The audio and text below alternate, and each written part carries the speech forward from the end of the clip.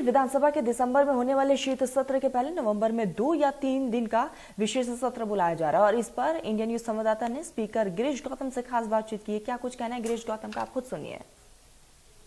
जल्द ही राष्ट्रपति द्रौपदी मुर्मू मध्य प्रदेश विधानसभा के विशेष सत्र को संबोधित कर सकती हैं। क्या कुछ पूरी योजना है और क्यों विशेष सत्र बुलाया जा रहा है, हमारे साथ बात करने के लिए विधानसभा के अध्यक्ष गिरीश गौतम जी मौजूद हैं। सर, क्या प्रस्तावित है, किस वजह से यह सत्र बुलाया जा रहा है और क्या एजेंडा रहने वाला? देश की आज़ादी के बाद हमने संसदीय लोकतंत्र को अपनाया। संसद का महत्व है इस देश के विकास के निर्णय के लिए, लोगों के कल्याण के निर्णय के लिए। और चूंकि आज़ादी के 75वें वर्ष में हम प्रवेश करके अमृत महोत्सव मना रहे हैं, इसलिए विचार ये है कि माननीय राष्ट्रपति जी हमें और विशेष सत्र को उद्बोधन करें, संबोधित करें, इसलिए उनसे आग्रह किया। सैद्धांतिक तौर पर नवंबर माह में हमने उनसे मांगा है और सैद्धांतिक तौर पर उन्हें सहमति है, आने के लिए कर दिया है। अब तारीख आवे तो फिर अपना हमारी जो तारीख है हम उसकी घोषणा करें। कितने दिन का सर ये सत्र रहने वाला है और विषय क्या रहेगा, संबोधन का विषय क्या होगा? उनका तो एक ही दिन का है, पर हम देखेंगे कि 1-2 दिन और मिल जाए, कुछ और विषयों पर चर्चा हो जाए, ऐसा करके करेंगे।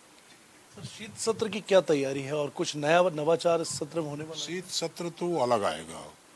जो अनुपूरक के लिए आता है वो दिसंबर में आएगा। उसमें तो सरकार तय करेगी, पहले उनका प्रस्ताव आएगा, फिर हमारी सहमति होगी, फिर गवर्नर साहब को घोषणा होगी, तो वो अलग है। वो दिसंबर के दूसरी सप्ताह या तीसरे में वो संभावित है, दिसंबर में ही होगा वो। सर, आपने केंद्रीय मंत्री नितिन गडकरी जी को भी पत्र लिखा था, मंजूर हो गई आपके विधानसभा क्षेत्र में सड़कें? नहीं, केवल विधानसभा की नहीं थी, मैंने पूरे रीवा जिले का सवाल उठाया था।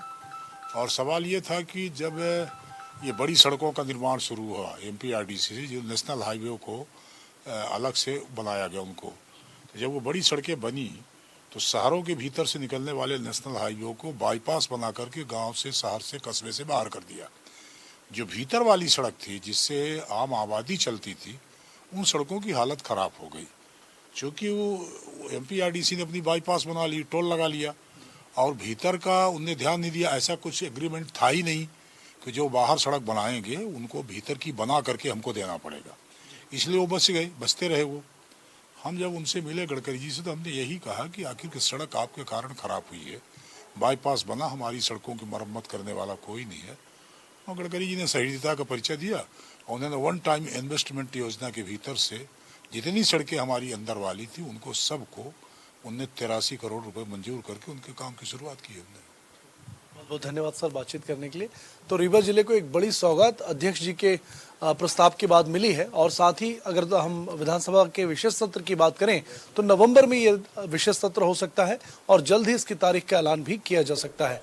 कैमरा पर्सन अजय कटियार के साथ ब्रजेश जैन, इंडिया न्यूज। खबरों में आगे